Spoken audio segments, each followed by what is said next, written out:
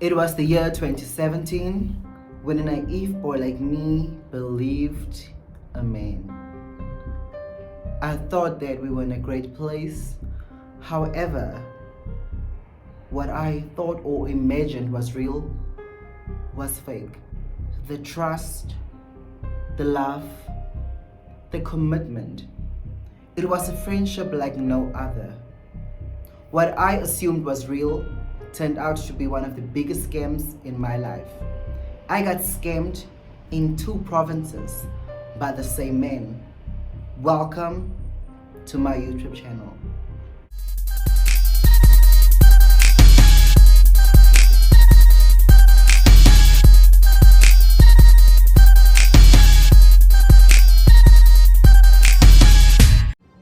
Let's start the story. You know, whenever I do story time, I need to drink because I feel like it just elevates my mood and it boosts me with energy just to go in and not forget details. Hopefully I don't forget the details. But once again, welcome to my story time. So for the purpose of this video, we're gonna call this guy Tepo. So I met Tepo in 2015 on Instagram. We were chatting. It was amazing. We grew close. We exchanged numbers. So we chatted since 2015 years to 16. And in 2017 we decided to finally meet up. So around the time he was studying and I was also studying, but I was studying back home at our local college. So their friendship was just amazing. So it was constant texting and WhatsApp, video calling. This was just amazing. So there was no way that I could be scammed because I would see these things on his stories, right? The person told me that he owns an apartment at Mooi Kloof Ridge. He drives a Jeep. And obviously the person had an iPhone, and the life that I assumed that he showed me, I just thought like that was real. Because obviously like the place that we like back home, they have it here. It doesn't necessarily mean that they're spending a fortune on the places, but because of the aesthetic, he would really think that people are balling. But let me tell you, like I was scammed for dear freaking life. So me and baby boy, you were just like, we were calling each other literally every day. So, but I just don't know why I never got to a point where I saw the person's graduation pictures because this person was such a show off.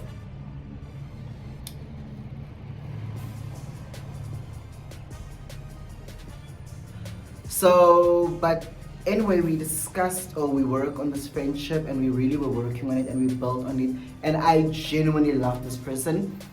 I then later on, obviously because we were chatting, I introduced this person to my friends. So we became friends on Facebook with my other friends. So then they knew about this person, right? So Tepo was just a guy. And I'm like, guys, we need to feed off this person's energy. He is so smart. He is so hardworking. He's only 20. How old was he? How old was that in 2017? But yeah, he's just so young and he was just successful. So obviously the relationship grew and things were just amazing. My friends loved him. So because we've been chatting since 2017, we decided to eventually meet up. So he was like, okay, listen, give me the details. I'm like, just come with a bus. Baby boy was like, no, I'm just going to book a flight. Guys, if you know that the flights to go to Upington is extremely expensive, hey, because it's not like we have like 7 airports. So it's extremely expensive. He booked a return flight. He was like, listen, I'm coming this weekend. So around that time, that was in 2017, I was the chairperson of the LGBTI community. So, and also I was the founder of Miss Drag Uppington. So I had this entire pageant event coming up, but then I had built up events to the specific pageant. So it's like, it's an amazing weekend. You're gonna pull through. You're going to help me. It's going to be, you know, like for me, it was such a magical weekend. So that's the only way I can describe it. So then he came through. I went to fetch him at the airport. So he was now in Uppington. So then I booked a guest house for us. So we were sleeping at this particular guest house. So we were sleeping there. We had the gorgeous breakfast, lunch, and we had a bright afternoon. So all of my friends met this person and they just fell in love with this guy. And that weekend, because like I think the Friday was my main show. No, the Friday was the LGBTI dialogues that I had. It's at another guest house. And then the Saturday it was the main show. And then the Sunday there was another event that I had to MC. It was someone's 40th birthday celebration. So I literally took him with. And I recall the Sunday we checked into another guest house. But now what you guys need to know is we're moving to all of these guest houses because I really wanted to give this person the Uppington experience, because as much as Uppington can be a small town, there's a lot of things happening, especially like those nice hidden spots that are very exclusive, and it's nice. So it's nice. And then obviously we met up and we enjoyed ourselves. I took him to my mother's house. He met the family. He met people at work, because even the Friday there was like some event at work, but because of my own event that I had for Miss Drake Uppington at the time, I recall there was like some posters that I left at the office, so he even met my work colleagues. And because this guy is such a handsome boy, and he's so smooth on the tongue. Anyway, like if you were to know him or you were to have met him, you probably would have fell in love with him. One thing that you guys need to understand about scammers, they are great at manipulating. Like they're so smooth. They know what to say to make you feel a certain type of way, and they know how to creep into your heart, and they know how to make you feel comfortable. Because I think what the biggest thing about manipulation is people can only manipulate you if they've won your heart over. So I introduced him to all of my friends, and because it was quite a big deal, I would say that all the freaking time. The gays were literally fainting left, right, and center. Live it. La ba ba ba ba ti ti ti ti ti ti.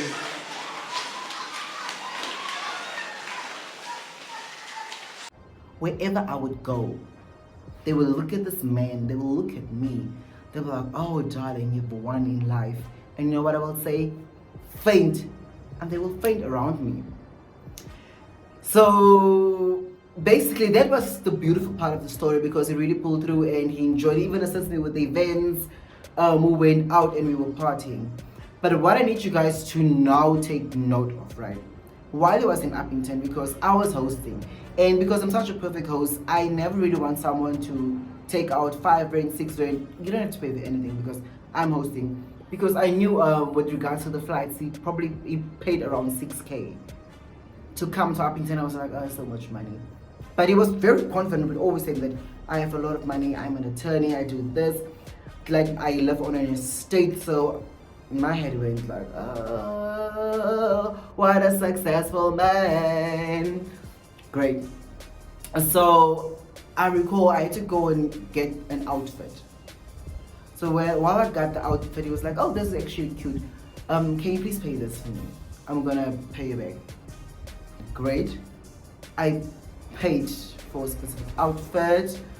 And because even me, like I went to buy like a lot of clothes for myself for that specific weekend, there were some items that I did not wear. So he was like, oh, this is nice, this is nice. I was like, okay, can I have this? I'm like, okay, great. And then I also remember like I bought him glasses, but I bought him an outfit, I bought him glasses, and then he didn't pay anything. He didn't pay anything. I was paying for absolutely everything.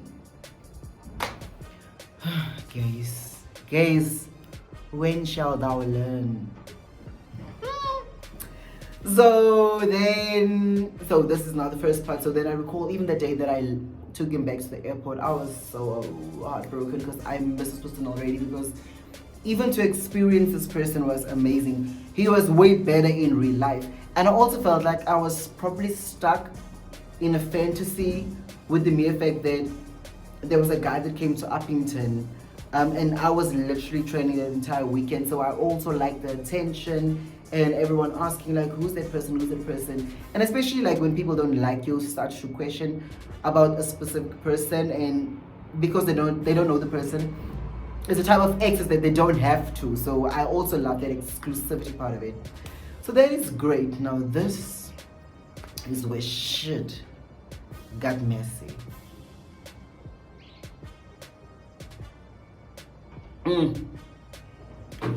Thank you, Sorrel, for bringing alcohol back. So then, because I was working at a specific municipality, right, as an intern at HR. So I recall it was in October that my contract came to an end, but it was also the second day, the next day, I decided to then move to Johannesburg. Obviously, this was pre-planned and stuff. So, and then my other friend, I don't know if I should even call her, but I'm gonna call her in a second, named Dina.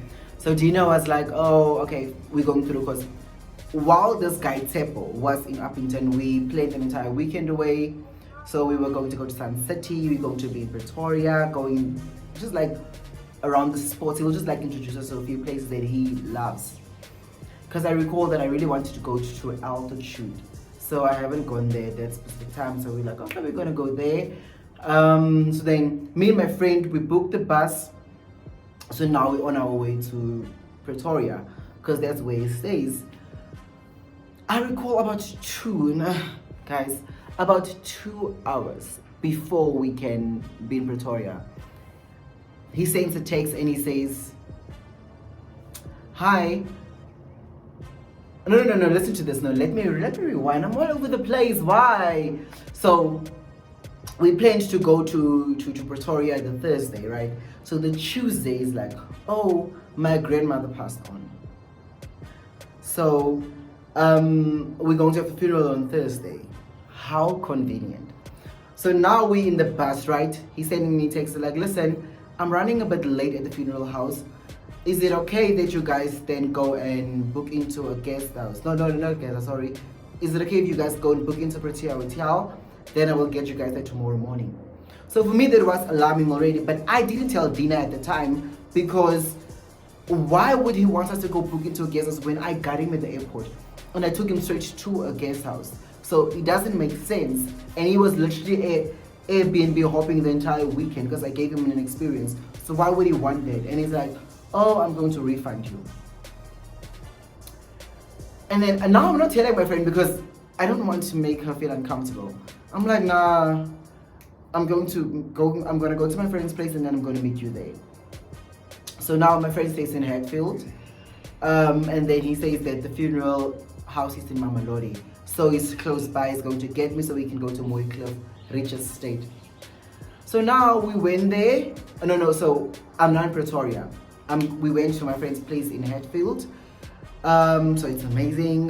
We're drinking, so now we're waiting. And then my friend is like, the one friend is not hosting me. She's like, but Rasmus, this doesn't make sense. If this person has a car, then he's supposed to come get you guys.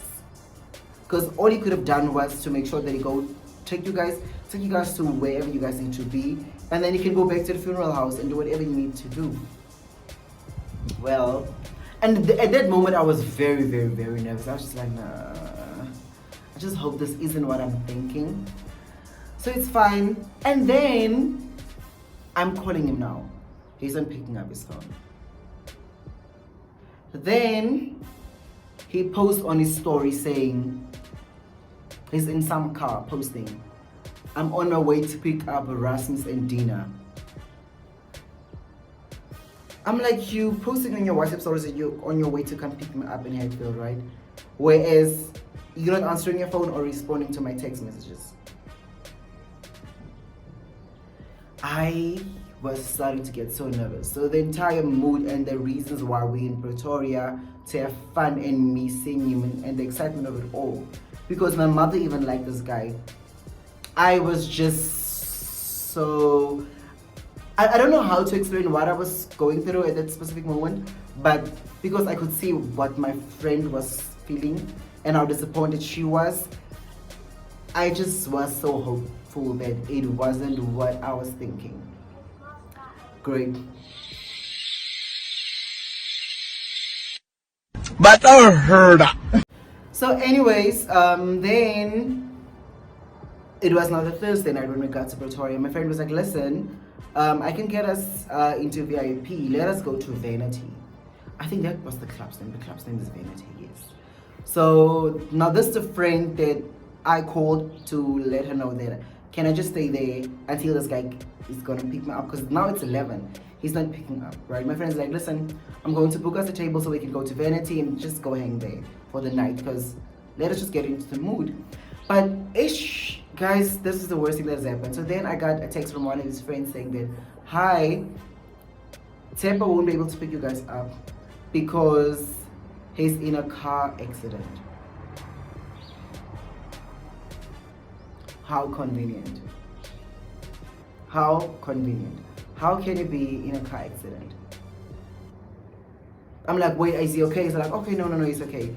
And then my friend turned to me and my friend says, Rasmus, welcome to Gauteng, the province of scammers. Just, you need to know one thing, you should not trust anyone. This guy is literally not in a car accident. So, he was on his way to you about what, 2-3 hours ago, and he's still on his way, but he's online, but he's not responding. Guys, I'm a tota. I don't know what I was feeling. I was so disappointed because I knew it was fake. Because even the way the story was told as to this car accident that he got into, I wasn't convinced. It was just a, hi, sorry, Tepa was not available because he got into a car accident. It's nothing serious, but we will let you know how he feels tomorrow. So now I'm thinking to myself, okay, if he's able to let his friends know that he's in a car accident, then he's supposed to also let me know because that's what the friends told me. But regardless of that, just the courtesy of saying, listen, I'm going to ask one of my friends to go pick you guys up and you guys can chill at my place for some time. Because I'm just here for about 2 hours at my friend's place because my friend got her own things. So then you're going to come pick me up because I wasn't even part of whatever plans my friend had because the friend that I went to, she was a dancer. So she was booked for the entire weekend. Poor sweetie, this is where it gets messy. So now boyfriend is in a car accident, right? I am over here stressed. My other friend wants to go home now. So now, this story is just making me so, yeah. But anyways, I can't even believe this happened, right? So then we went to Vanity for the night. We went in. Oh, I recall that night we were drinking bottles and bottles and bottles. But from my side, I was just trying to suppress whatever I was feeling because at that moment I didn't have any specific emotion. So I was just like, okay, let me just go through this and let me just experience this, whatever. But then I got drunk. We got home. The next day, I sent him a text. I'm like, yo, Tepo, where are you? I'm still waiting for you. Blue tick. And so now, the Friday we decided, okay, now the Tepo decided not to come or entertain us. We're just going to go to Sinton and just like hang. But I was just so disappointed, guys. And at that moment, it was clear that this guy is not going to come pick us up. So he let us come all the way from Northern Cape to Gauteng. If I didn't know people in Gauteng, then I would have been stranded. I probably would have been at some Caltex and just sit there with no one to go to, which was the saddest part because he didn't even consider about our safety. Great. So then we went out the Friday and we went to News Cafe. So after News Cafe, we went to Taboo, but I recall we were having like dinner at News Cafe and I was having wings. I was like, can I go to the toilet? As I went to the toilet, I couldn't contain myself anymore. This entire facade that I put on, I was weeping. I was crying and my face was a mess. I was just crying. I couldn't anymore. My friend came, my friend was like, listen, like if it means that you need to cry, because obviously I know that you love this guy and you guys were very close and this was like no friendship like no other. My friend was like, cry. At least this is Gauteng. No one knows you here. You don't have to be ashamed about anything. I was just crying. I was so broken. And I pulled myself towards myself. I then went to the table, right? So now my other friend was still sitting there. So my other friend was supposed to only come for the weekend away at Tepo's place, and we were going to go to other places. And then me, I would now go to Joburg because like this is basically me relocating to Johannesburg, right? So we went to Taboo. Like it was just like, it was very boring because now the reality has sunk in that you guys got scammed. The money they said it was supposed to pay you back when you get this side, you're not gonna get that. So now my other friend, Jason, who was an educational specialist at that time, so he was all supposed to come with us, but he didn't come with us because he had work commitments. So he says to me, texts like, yo, Rasmus, your stories, like there's nothing on your stories, no new pictures, you went to buy outfits, but we're not seeing anything. I was trying my hardest to freaking ignore Jason. All of my other friends, they knew that I went to visit this person. Everyone asked me, what the hell is going on? Why is baby boy not taking you out? Or they will be like, where's baby boy? Because you're taking pictures here in Sainton. However, you guys are supposed to be in Pretoria, but don't allow pictures. He doesn't feature anyway. So now it's also that added pressure. I just couldn't take it. Great. So now you must remember, right? So I know this guy's friends because we were also on Facebook together. So these people, they were participants in this guy's entire scam because they were the ones that came to me letting me know that, listen, he got into a car accident. Because if they were truthful from the get-go, then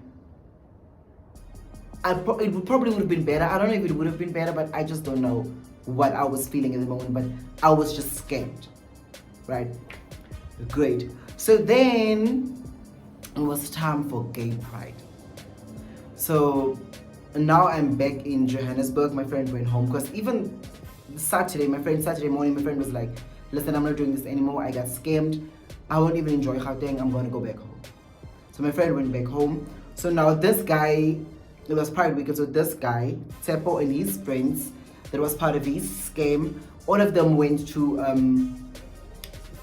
gay pride. So it was an amazing weekend for them. I just saw pictures. But obviously, because at this moment, mind you, this guy has blocked me on all social media platforms. So the only time I have access to him or I could see him was via his friends' Insta stories or via his friends' posts. It was amazing. They had fun. I was like, yeah, nah. And even that weekend, he was wearing one of my outfits that I bought him. Hey, scammers will scam and do it confidently so. Great. So at that specific moment, the friends, I think the weekend after Pride, I think the Wednesday, the friends called and they're like, listen, Rasmus, I want to speak to him. I'm like, yo, what's up?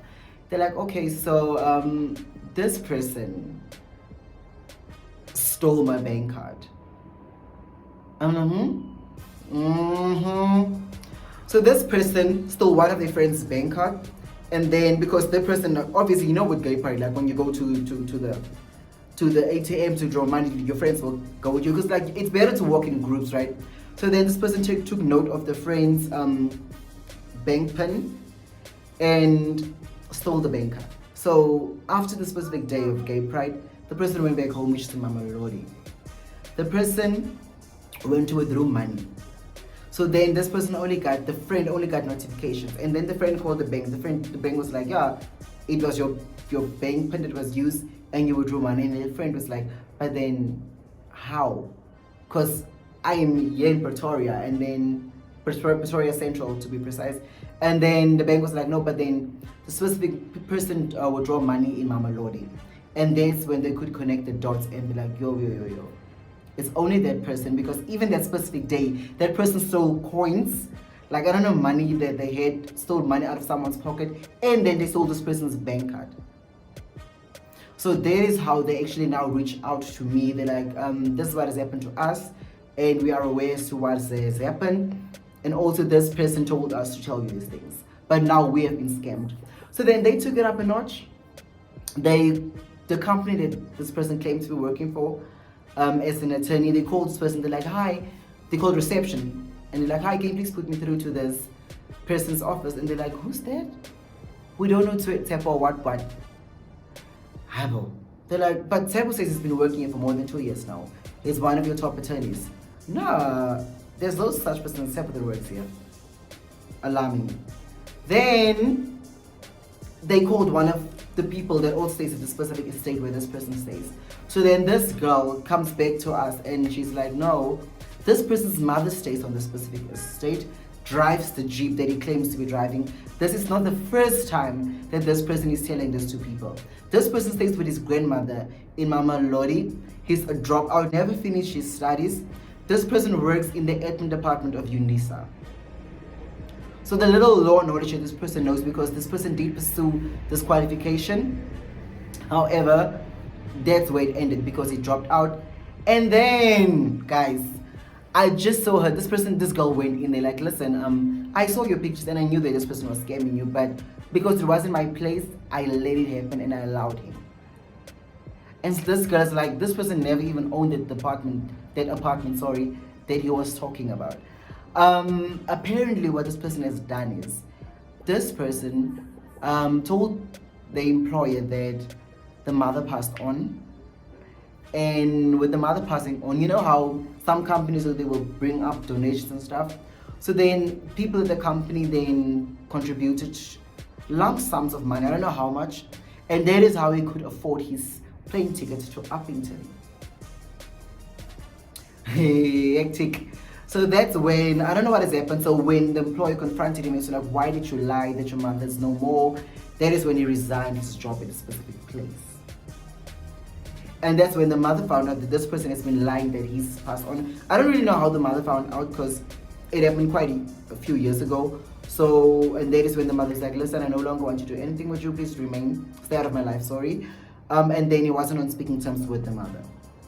But yeah, so that is what has actually happened. So this guy was like a scammer of a note, scammed the company that he worked for, scammed his immediate friends. But what doesn't register for me is that the people that he was friends with also knows that he stays at Mooikloof Ridge Estate. However, they've never been there. So how are you friends with someone but you've never been to their place? I don't know. He hasn't paid me back. I do know that he hasn't blocked me, because I was on his Instagram about 2 weeks ago, and his life is literally the same. I hear he's still scamming people. No progress, but I am good. I'm good. I'm amazing. I just don't give an F. So, if you guys were to ask me if there were any loopholes or if anything was alarming before my scam, absolutely not. Absolutely not, because it wasn't like I met this person a month. So it was a case of, I saw this person going to school. I saw some of his friends graduate. I saw this person driving this car. I saw this person being at a gorgeous apartment. So you would assume that this belongs to this person, just for this person to put on an entire pretense to get whatever he wants to get out of his scamming ways. So that was only a few rants from my side, but it is what it is. I hope you guys have enjoyed this story time. But however, guys, please make sure that with people, ask questions, investigate if need be. But this happened to me, and I feel like it was such a good lesson, because now I've got my guard up. I do know what is it that I want in my life, and one thing that I will not do is pretend to be someone that I'm not. If it means that I need to work hard for the 5 rand that I have to get, then I will. But I will not put up a picture or portray myself to be someone that I'm not. So guys, thank you so much for watching my story time video, and welcome to my new subscribers. 500 subscribers in, and I've only posted about how many videos? 4, and I've been a month on YouTube. I really appreciate the support, and for you guys constantly watching and commenting on my videos. Thank you so much. Don't forget to like, comment, and subscribe. Share my video with your friends, and let the channel and the family grow, because you guys are my #1 team. For me, the original Barbie doll. Bye bye.